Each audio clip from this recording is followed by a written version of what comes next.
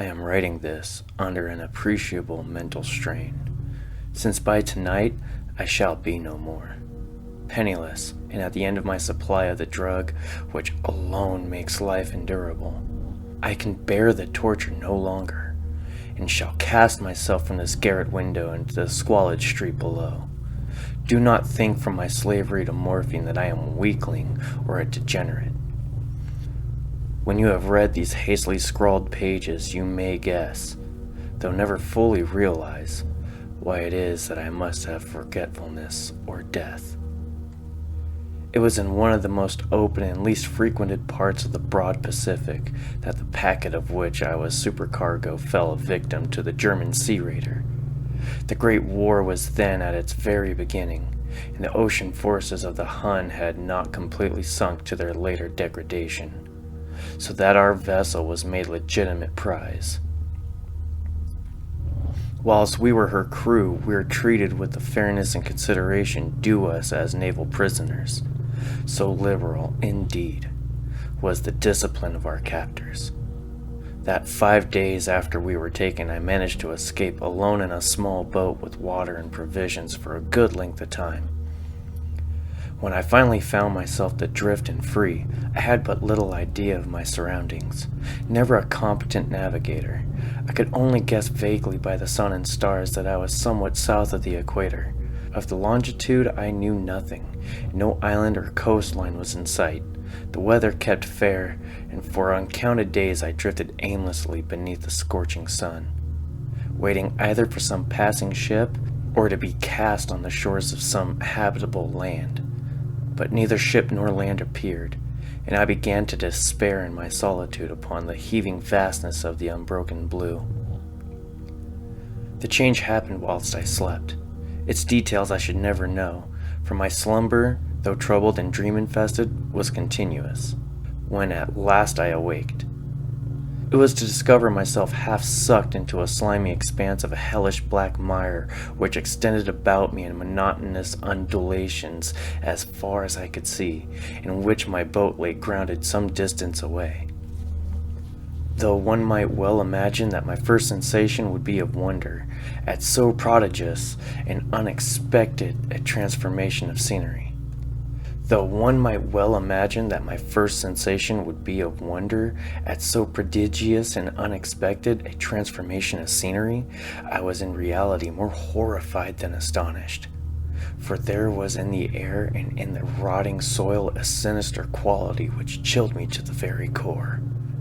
The region was putrid with the carcasses of decaying fish, and for other less describable things which I saw protruding from the nasty mud of the unending plain. Perhaps I should not hope to convey in mere words the unutterable hideousness that can dwell in absolute silence and barren immensity. There was nothing within hearing, nothing in sight, save a vast reach of black slime. Yet the very completeness of the stillness and homogeneity of the landscape oppressed me with nauseating fear. The sun was blazing down from a sky which seemed to be almost black in its cloudless cruelty. As through reflecting the inky marsh beneath my feet, as I crawled into the stranded boat, I realized I had only one theory I could explain my position. Through some unprecedented volcanic upheaval, a portion of the ocean floor must have been thrown to the surface, exposing regions which for innumerable millions of years had lain hidden under the unfathomable watery depths. So great was the extent of the new land which had risen beneath me, that I could not detect the faintest noise of the searching ocean, strain my ears as I might, nor were there any sea fowl to prey upon the dead things. For several hours I sat thinking or brooding in the boat, which lay upon its side and afforded a slight shade as the sun moved across the heavens. As the day progressed, the ground lost some of its stickiness and seemed likely to dry sufficiently for traveling purposes in a short time. That night I slept but little, and the next day I made for myself a pack containing food and water, preparatory to an overland journey in search of the vanished sea and possible rescue. On the third morning, I found the soil dry enough to walk upon with ease. The odor of the fish was maddening, but I was too much concerned with graver things to might so slight an evil, and set out boldly for an unknown goal. All day I forged steadily westward, guided by a faraway hummock which rose higher than any other elevation on the rolling desert. That night I encamped, and on the following day still traveled toward the hummock, though that object seemed scarcely nearer when I had first espied it. By the fourth evening, I attained the base of the mound, which turned out to be much higher than it appeared from a distance, an intervening valley setting out in sharper relief from the general surface. Too weary to ascend, I slept in the shadow of the hill. I know not why my dreams were so wild that night, but ere the waning and fantastically gibbous moon had risen far above the eastern plain, I was awake in cold perspiration, determined to sleep no more. Such visions as I had experienced were too much for me to endure again, and in the glow of the moon I saw how unwise I had been to travel by day. Without the glare of the parching sun, my journey would have cost me less energy. Indeed, I now felt quite able to perform the ascent, which had determined me at sunset. Picking up my pack, I started for the crest of the eminence. I have said that the unbroken monotony of the rolling plain was a source of vague horror to me, but I think my horror was greater when I gained the summit of the mound and looked down the other side to an immeasurable pit or canyon. Those black recesses the moon had not yet soared high enough to illuminate. I felt myself on the edge of the world, peering over the rim of the fathomless chaos of eternal night. Through my terror ran curious reminiscence of Paradise Lost and of Satan's hideous climb through the unfashioned realms of darkness. As the moon climbed higher in the sky, I began to see that the slopes due to the valley were not quite so perpendicular as I had imagined. Ledges and outcroppings of rock afforded fairly easy footholds for a descent, whilst after a drop of a few hundred feet, the declivity became very gradual, urged on by an impulse which I cannot definitely analyze. I scrambled with difficulty down the rocks and stood on the gentler slope beneath, gazing into the Stygian deeps where no light had yet penetrated. All at once, my attention was captured by a vast and singular object in the opposite slope, which rose steeply about 100 yards ahead of me, an object that gleamed whitely in newly bestowed rays of the ascending moon. That it were merely a gigantic piece of stone, I soon assured myself, but I was conscious of a distinct impression that its contour and position were not altogether the work of nature. A closer scrutiny filled me with sensations I cannot express, for despite its enormous magnitude and its position in an abyss which had yawned at the bottom of the sea since the world was young, I perceived beyond a doubt that strange object was a well-shaped monolith whose massive bulk had known the workmanship and perhaps the worship of a living and thinking creature. Dazed and frightened, yet not without a certain thrill of the scientist's or archaeologist's delight, I examined my surroundings more closely. The moon, now near the zenith, shone weirdly, vividly, above the towering steeps that hemmed in the chasm, and revealed the fact that a far-flung body of water flowed at the bottom, winding out of sight in both directions, and almost lapping my feet as I stood on the slope.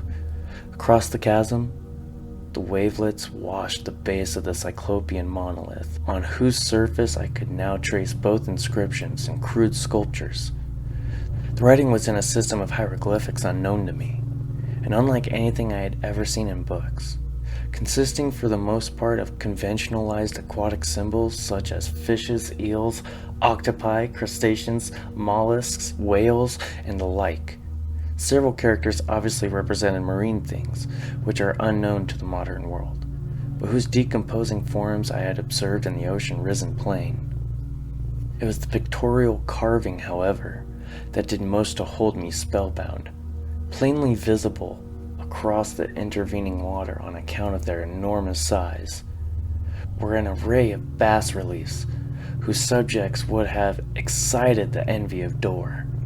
I think that these things were supposed to depict men, at least, a certain sort of man, though the creatures were shewn disporting like fishes in waters of some marine grotto, or paying homage at some monolithic shrine which appeared to be under the waves as well. Of their faces and forms I dare not speak in detail, for their mere remembrance makes me grow faint. Grotesque beyond imagination of a Poe or Bulwer, they were damnably human in general outline despite webbed hands and feet, shockingly wide and flabby lips, glassy, bulging eyes, and other features less pleasant to recall. Curiously enough, they seem to have been chiseled badly out of proportion with their scenic background. For one, the creatures was shown in the act of killing a whale, represented as but little larger than himself.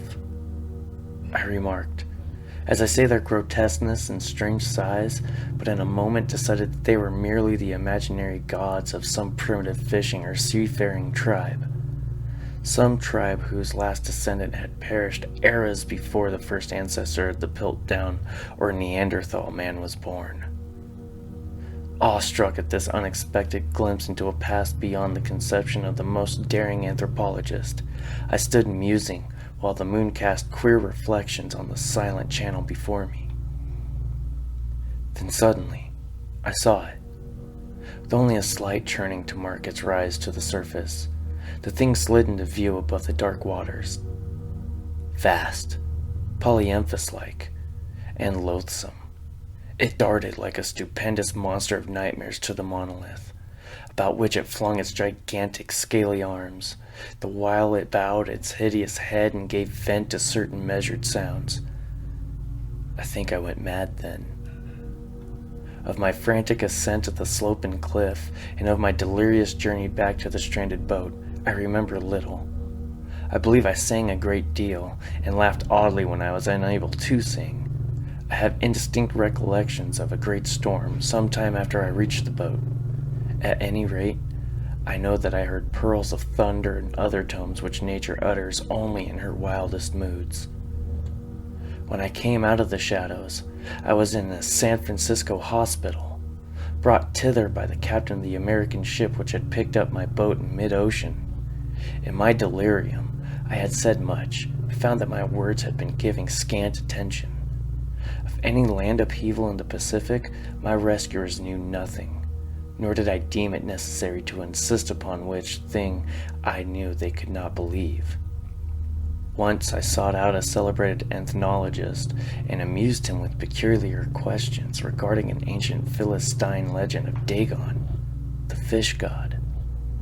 But soon, perceiving that he was hopelessly conventional, I did not press my inquiries.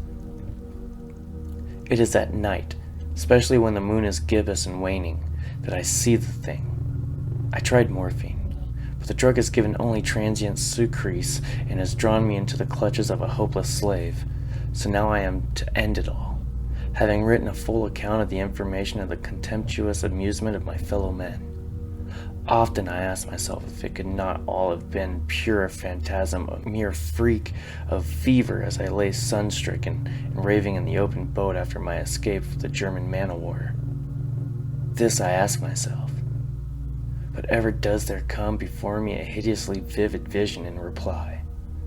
I cannot think of the deep sea without shuddering at the nameless things that may at this very moment be crawling and floundering on its slimy bed, worshipping their ancient stone idols and carving their own detestable likeness on the submarine obelisk of water-soaked granite.